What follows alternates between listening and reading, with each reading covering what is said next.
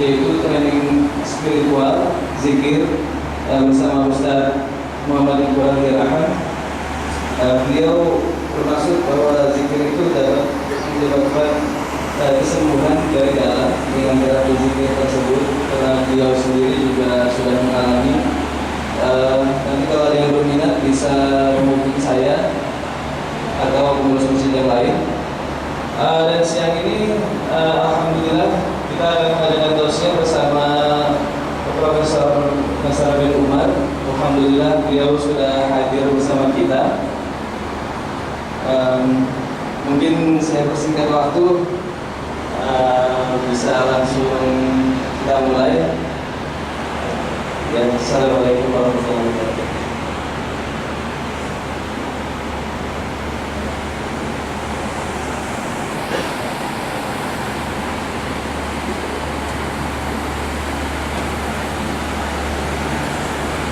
Bismillahirrahmanirrahim. Assalamualaikum warahmatullahi wabarakatuh. Waalaikumsalam warahmatullahi wabarakatuh. Alhamdulillah, syukurillah, wassalatu wassalamu ala rasulillah Sayyidina wa habibina wa syafi'ina maulana Muhammadin sallallahu alaihi wasallam. Amma ba'd. Sahabat-sahabat sekalian, teman-teman sekalian yang dimuliakan cinta Allah Subhanahu wa taala. Meskipun tidak di basement, tapi bisa sujud dengan khusyuk di hadapan kebesaran Allah Subhanahu wa taala. Semoga ibadah-ibadah kita di tempat ini mendapatkan berkah, dan semoga puasa kita tahun ini insya Allah lebih baik daripada puasa-puasa sebelumnya yang pernah kita lakukan. Hari ini izinkan saya menyampaikan, mumpung masih awal-awal puasa, tingkatan-tingkatan puasa. Dalam kitab Ihya Ulumuddin Imam Al-Ghazali di situ menyebutkan ada 3 tingkatan puasa. Ada yang disebut dengan puasa awam, puasanya orang umum mungkin seperti kita, yaitu menahan diri untuk tidak makan, tidak minum, dan tidak berhubungan suami istri. Cukup. Dan yang ingin saya bahas pada kesempatan ini ya puasa khawas tingkatan kedua. Alangkah ruginya kita kalau puasa kita tahun lalu, di masa lampau, masih saja sama kualitas puasa kita dengan tahun ini. Bagaimana meningkatkan puasa kita dari puasa awal ke puasa khawas, dari basic ke intermediate, nanti yang disebut dengan puasa khawas advance. Kalau di tingkat puasa khawas, ia berpuasa bukan hanya mulut, ya, bukan saja puasa fikih seperti tadi, tapi kita sudah mulai mempuasakan ada 5 organ tubuh kita. Pertama adalah menahan diri untuk tidak sembarangan menggunakan mulut kita sendiri. Di dalam Al-Quran surah Maryam itu ada 2 ayat di situ. Maryam sendiri juga pernah disampaikan kalau ada laki-laki atau kalau ada orang mau menjumpai Anda, katakanlah ini nazar, saya telah bernazar untuk berpuasa dan la ukalliman nas, saya tidak akan pernah bercakap-cakap dengan orang hari ini. Jadi puasanya orang khawas itu berpuasa bicara juga, bicara sangat seperlunya saja, dan lebih baik memilih diam ketimbang bicara tapi tidak ada arti pembicaraannya. Kenapa? Karena kalau kita berbicara, Bapak Ibu, ketika kita berbicara tidak bisa kita mengontrol mulut kita. Apakah yang kita akan bicarakan di situ nanti pembicaraan kita mengandung kebohongan,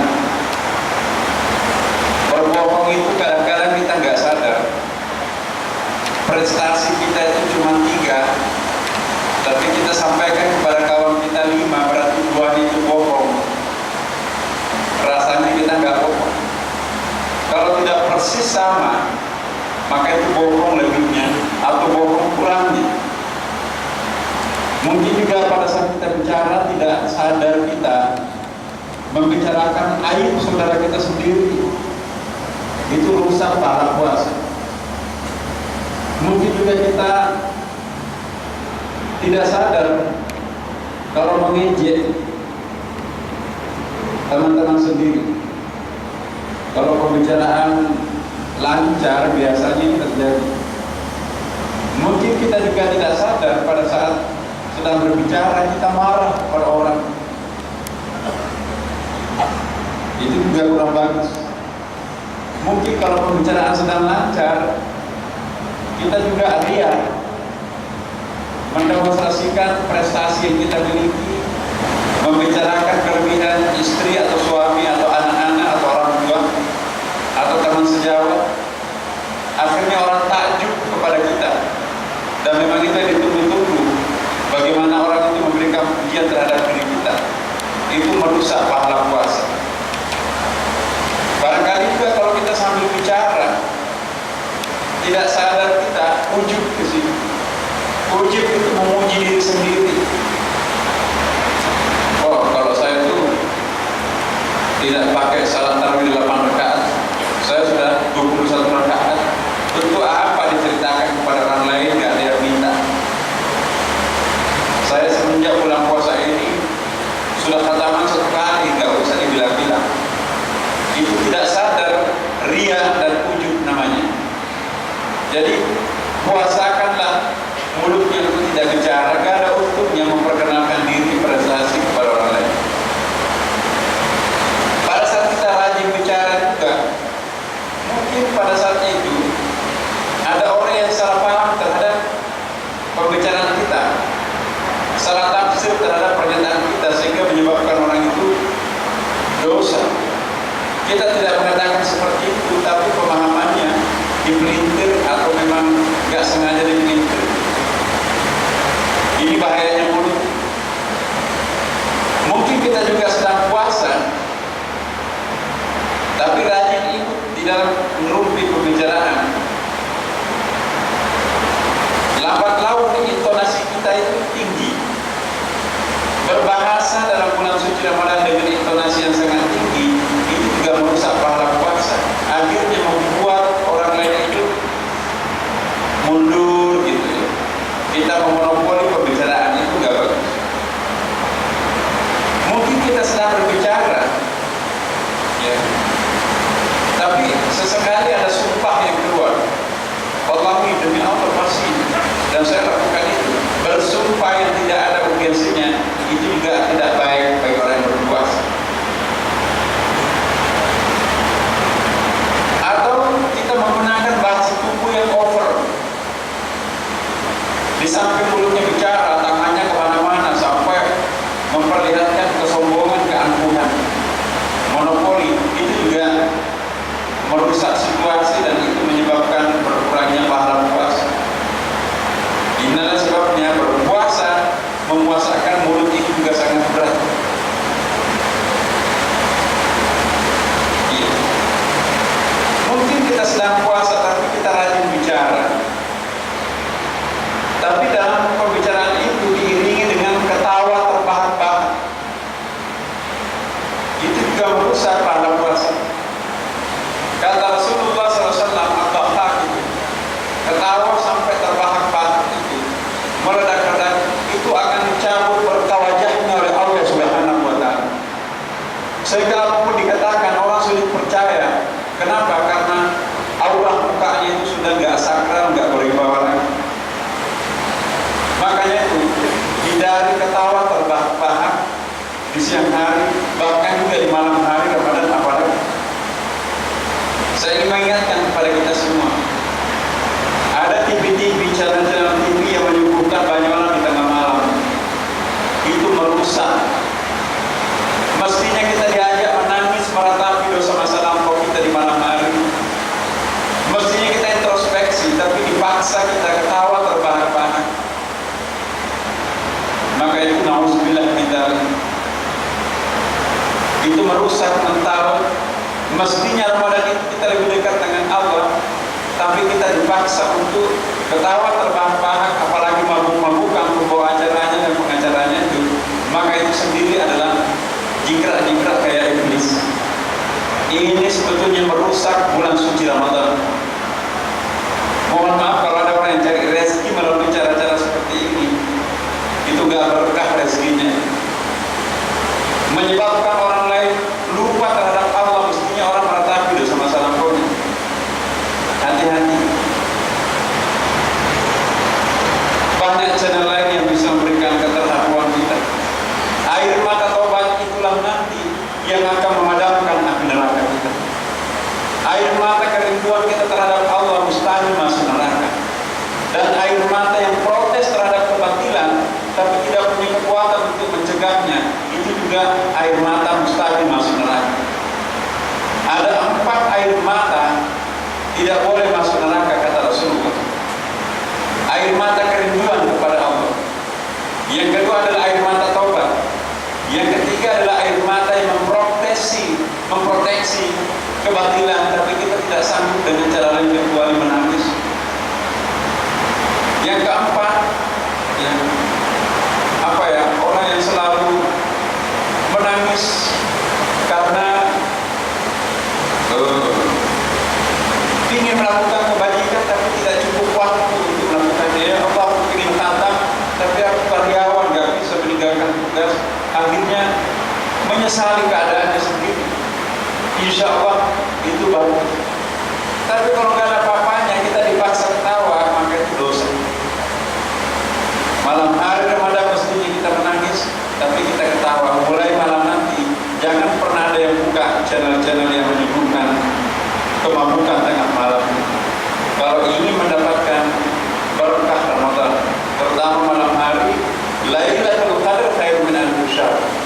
Malamnya Ramadan itu lebih mulia daripada ribuan tahun. Bukan siangnya. Kalau malamnya kita banyolan, udahlah, berkah wajah hilang, Ramadannya nggak berkah. Dan yang harus berpuasa, yang kedua adalah mata Bapak. Al-ainaini az-zanatuhuma an-nadar. Penglihatan kedua mata ini terhadap yang haram untuk dilihat itu juga zina. Perbuatan zinanya mata mengintip. Dalam bulan suci Ramadan, oleh para ulama, para sufi, bukan cuma yang haram tidak boleh kita lihat, yang kita harus berpuasa. Kita pun juga menahan diri untuk tidak melihat, menatap sesuatu yang halal, tapi lambat laun nanti itu akan mengajak kita untuk mengerahkan nafsu, emosi, gairah terhadapnya. Boleh melihat tas, tidak haram. Kita masuk ke mall, tapi kalau sampai tas itu membuat kita teralihkan pikiran kita tadinya zikir kepada Allah, maka yang terbayang-bayang kepada kita itu adalah tas, bukan lagi Allah, bukan lagi Nabi Muhammad. Maka itu halal yang membuat kita itu nanti merusak konsentrasi. Dalam pandangan sufistik, maka alihkan pemikiran dari Allah kepada makhluk itu musyrik kecil, syirik kecil. Istri kita itu halal untuk ditatap, tapi kalau sampai menancap dan terbayang macam-macam, padahal itu kita sedang puasa, itu juga bermasalah. Makanya itu puasakanlah matanya, jangan gampang melihat sesuatu meskipun itu halal, kalau itu mendatangkan gairah. Yang ketiga adalah puasakan telinganya, suka merumpi. Ya. Telinga ini kalau mendengarkan lagu dangdut, lagu rock, itu biasanya, apalagi kalau di TV, itu disertai dengan gambar, itu mengajak kita untuk mengingat teman-temannya iblis.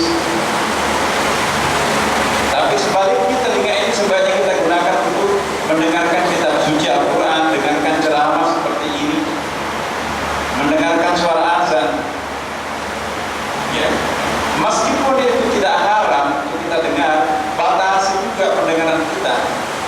Karena kalau kelamaan dengarkan suara dangdut, suara-suara lagu rock,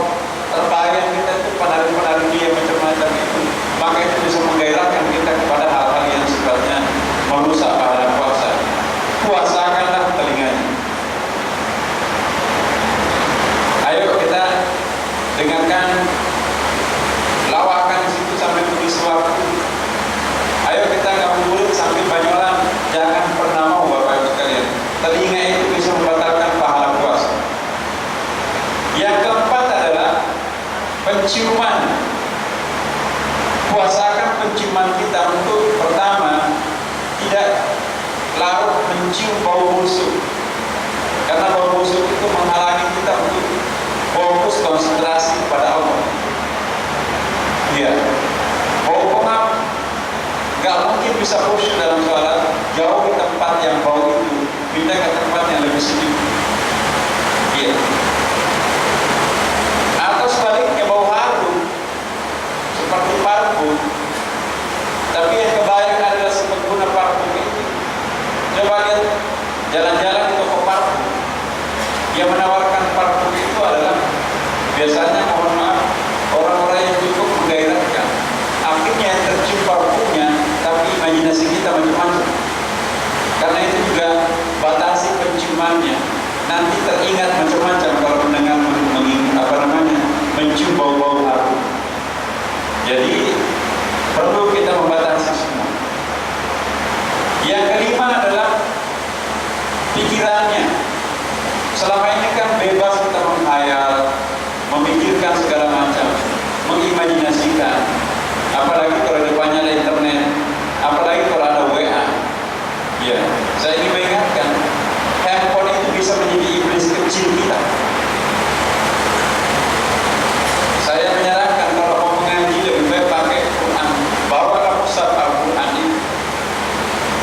Tidak seberkah kalau kita menggunakan dengan handphone.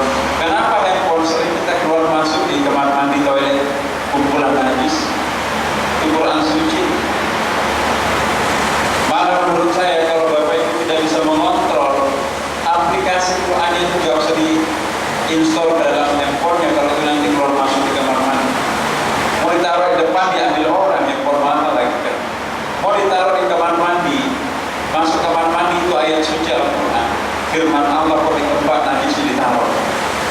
Nah, kalau Bapak mengaji pakai Quran mushaf itu, insya Allah bisa lebih khusyuk ketimbang mengaji pakai handphone.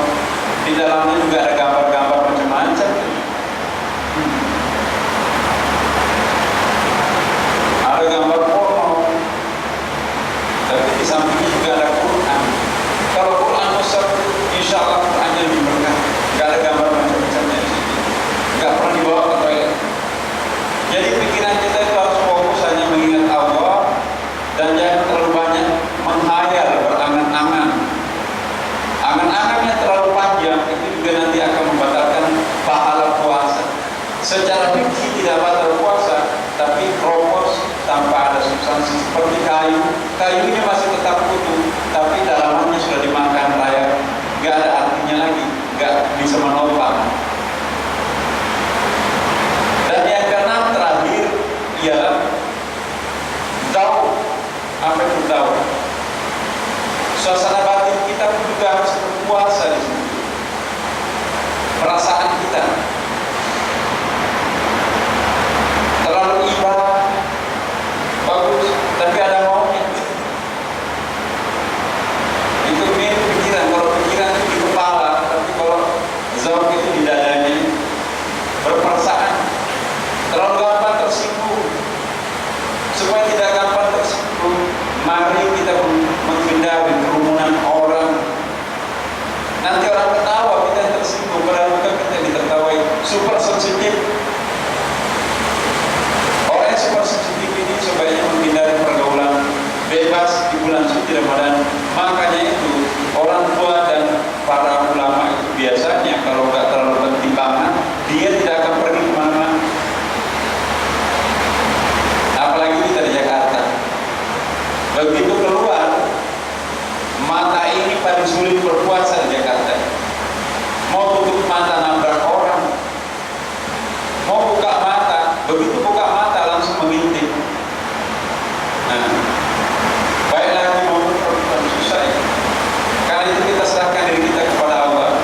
Kalau hari Senin sampai Jumat susah kita puasa, khawas, biarkanlah puasa Sabtu dan Minggunya, jangan kemana-mana. Kalau perlu i'tikaf, itulah perlunya i'tikaf, untuk menjaga telinga, menjaga penciuman, menjaga penglihatan, menjaga pikiran, menjaga tahu, agar tidak macam-macam yang dibayangkan.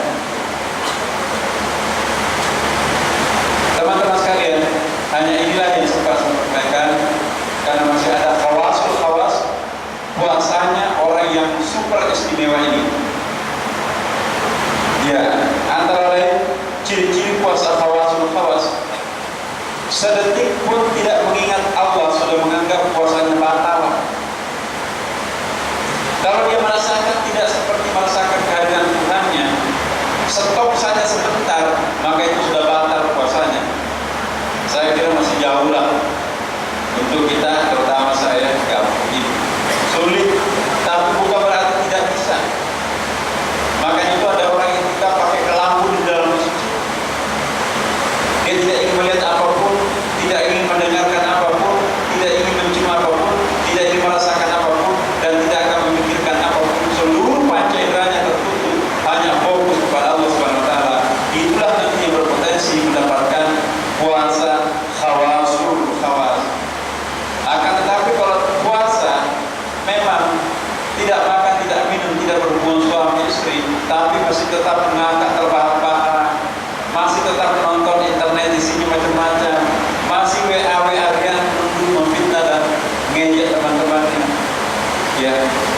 Kemudian juga masih suka mendengarkan guyonan, apalagi suka bohong, sumpah dan seterusnya. Sebetulnya